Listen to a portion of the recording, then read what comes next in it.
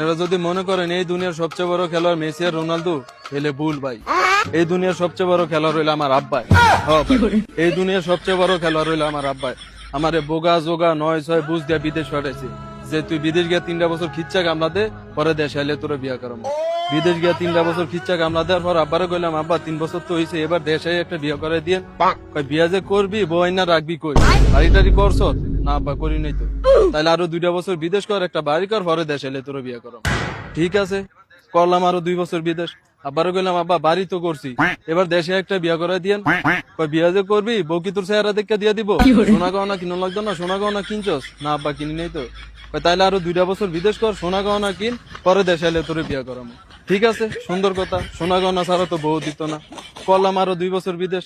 আব্বারে কইলাম, আব্বা সোনা গহনা তো কিনছি, এবার দেশে একটা বিয়া করে দিয়েন। বিয়া যে করবি অনুষ্ঠান করতি না, 200-400 মানুষ দাওয়াত দাওয়া খাওয়াতি না? আব্বা খাওয়া মতো টিয়া পয়সা আছে? আব্বা না। তাইলে আরো 2টা বছর কামলা দেয় খিচ্চা, পরে 5 লাখ টাকা ক্যাশ কর, তারপরে তোরে দেশে এলে শিওর তোরে বিয়া করে। দেখছেন গানের কোনো শেষ আছে?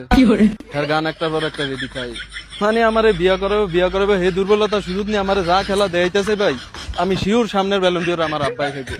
আমার এই বিশ্বাস আমার আব্বার হতে আছে ভাই। আমার বিদেশ পাড়া যেই খেলা দেখাইছে ভাই, সামনের ব্যালন ডিওর 100 আমার আব্বাই খাইব।